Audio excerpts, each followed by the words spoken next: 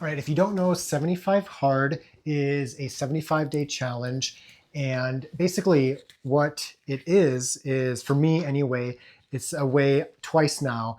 I have kind of given myself a reset. The first time I did it was at the end of 2023, and it honestly changed my life.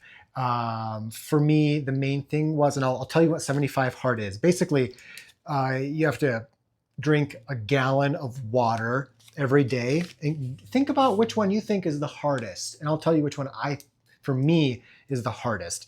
But this is my pocket journal. I keep track of my 75 Hard here in my pocket journal. And you have to drink a gallon of water every day. You do, and I've modified this slightly, you do 2 workouts of 45 minutes each. One has to be outside.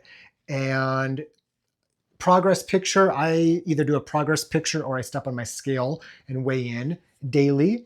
I like this one. You have to read 10 pages, 10 self-help pages every day, and then you have to pick a diet. And so for me, the diet I selected, and the first time I did this, the diet I selected was no eating anything with added sugar in the first 3 ingredients on the ingredient list. And if you didn't know, the ingredient list is organized by how much of something is in whatever you're eating. And so for ketchup, it might be like water, tomato paste or something, and then sugar. And so sugar number 3, I will not buy that. I'll buy the no sugar added, the keto, whatever, paleo, ketchup, barbecue sauce, stuff like that. And so for me, I started with 75 days left of 2023, and I have kept up that diet. And I've never felt better about how I eat. That means for the last like year and a half, I haven't binged on a full row of Oreos. You know, my relationship with food used to be, and this is always my example, is before I started 75 Hard in 2023, my wife made me a vegan Tres Leches cake. Big cake. And I wanted to eat that entire cake that day. I spent the next 2 days, every time I would go into the kitchen, I would fight with myself. I would talk to myself, trying to convince myself not to take that cake out of the fridge and just go to town. That's my relationship with food. St. Augustine has a quote where it's for some people, perfect or total abstinence is easier than perfect moderation. And for me, when it comes to junk food and sweets, moderation is not possible. Every time I go into the kitchen, it's a battle between eating none of something, eating a couple bites of something, and eating all of something. And we're talking sweets here. And I discovered while doing 75 Hard that first time that for me, total abstinence when it comes to sweets is easy. Like I literally haven't even had to convince myself to not eat something with added sugar in the first 3 ingredients since starting, and it's amazing. So yes, that means when we go to a birthday party, when we go out, and even here in the house, I don't eat sweets, I don't eat cupcakes and stuff like this and that. But there's been 0 times in the last year and a half when I have regretted not eating that stuff. And, maybe I've gone long enough where I could just have 1 cupcake. But I honestly, I don't want to risk it. And I've been 180 pounds. I've done the binging and the purging, and I don't want to go back there because it sucks. And I used to think that people that didn't eat sweets or junk food were crazy, and now I'm one of them. And it's a weight off my shoulders because it's a non-negotiable. I don't eat that stuff anymore. And so now this time around, I had to kind of pick a diet. I didn't really know what I wanted to do. And so for me, and this is something I've worked with some of my clients, is reducing snacking. And so my diet for this 75 Hard challenge is 0 after 7, 0 calories after 7 p.m. That's it. And so with the water, That's actually been the hardest. Drinking a gallon of water a day, it's probably more than most people need, but dang, that's hard. And so I've got some tips here on how to make 75 hard easier. And I'll touch base. The water is definitely comes into play. With the 2 workouts of 45 minutes each, 1 outdoors, that has been awesome. We've had days under 0 degrees Fahrenheit. There was one day I went out and ran and it was negative 20 something that was the wind chill Fahrenheit. And dang, that is cold.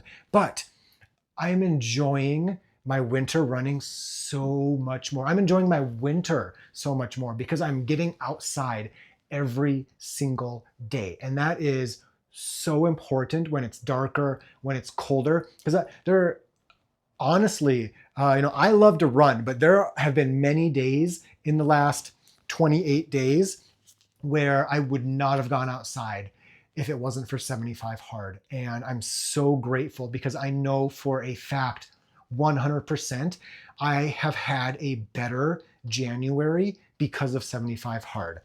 It's just been awesome. And so I've got 3 things here on how to make 75 hard easier. And the first one is related to running, and it is easy running. I'm still doing workouts. I'm still doing strength work. So I'm doing 45 minutes outside and 45 minutes of strength work. That's my running version of 75 hard. And my 5K pace is about a 6-minute mile pace. For reference, there's been days when I've gone out for my easy 45 at a 10-minute per mile pace. I'm dialing back. I'm slowing down my easy pace by about 30 to 60 seconds per mile sometimes. Today was a trail run. I walked a little more during the trail run. And so when it comes to this, and actually it was January 1st and I was like, I don't have anything I'm doing for New Year's. I don't have anything I want to do. And I like having challenges and focuses. And so I happened to come across a video, I think it was from, not the Try Guys, I don't know. It was some guy that tries stuff. And he has some 75 hard videos. And one of the things that somebody reviewed his 75 hard video and what he did, and he was like redoing it or going over it. He mentioned how when he first did 75 hard, the reviewer said he did it way too hard. Like he should have been going out for walks, but he was going out for runs. And so if you're not doing this much stuff, this much physical activity, you got to make it really easy. Like don't go out for runs, go out for walks. Now I have not been running this consistently or this much in December, for example, than I was in January. But for me, my running probably doubled in minutes or miles, however you want to rack it up. And the reason I've been able to do that and not get hurt is because my easy runs are incredibly easy. And this is something I stress for the runners I work with. And I've really doubled down on it myself is, running barely, a level above what feels like walking for me. So easy does it. You don't need to go and run for 90 minutes or 45 minutes. You just need to do some form of physical activity to check off those minutes. Number 2, front loading the day so I'm not playing catch up later on. Now, 16 cups of water. Every single time I go to the bathroom, which is a lot with drinking a gallon of water a day, every time I go to the bathroom or every time, and I'm counting, I think I'm cheating here. I'm counting total fluid intake. I think technically it's supposed to be just water. I don't think tea and coffee counts. I'm counting it, but I'm still getting more than a gallon of water every day. But basically, every time I refill my coffee cup, every time I go to the bathroom, I drink at least 1 cup of water. And so I'm peeing more. And so it's a self-fulfilling prophecy to pee more, to drink a cup or 2 of water. It's in the bath. I go to the bathroom, I wash my hands, I drink a cup or 2 of water. Same with the coffee. But I also, front loading all of this. I start my day with 15 to 20 minutes of balance, lower leg, foot, and ankle strength and mobility every single day while the coffee is brewing. So every day I'm getting at least 15 to 20 minutes of that indoor 45 minutes in before I've even been up for a half hour. I've got 15 or 20 minutes in. And I'm not playing catch up, but with the water, I'm also reducing, I haven't been, this is different than the first time I did this. I'm not getting up multiple times at night to pee because I'm drinking so much before noon and I'm tapering it off after that. And so the other thing that makes 75 hard really easy for me is I'm already doing most of this stuff. Whereas, I read every day. I've had to be a little more intentional about reading the 10 self-help pages every day. The water's definitely been the biggest change, but I was already running, doing strength work, doing mobility work every day. I'm just doing more of it now. And obviously I drink water every day. I'm just drinking more now. And that's the biggest thing, is that it wasn't a drastic, crazy change for me.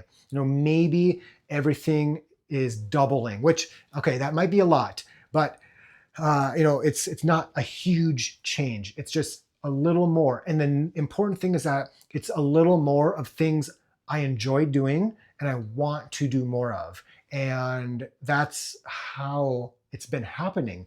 It's things that I enjoy, things that make me feel good. And so that's the big thing, is modulating, being aware of the intensity, the loading of what you're adding, and playing it safe in that sense, front loading the days. And the changes I'm making are things I've already been doing for the last 2 decades. And so it's just, I'm doing them a little more, a little better, with a little more intentionality. So that's what I got. Hope I'll give you another recap in maybe 50 or 60 days and then at the end. And so appreciate you. Have a good one.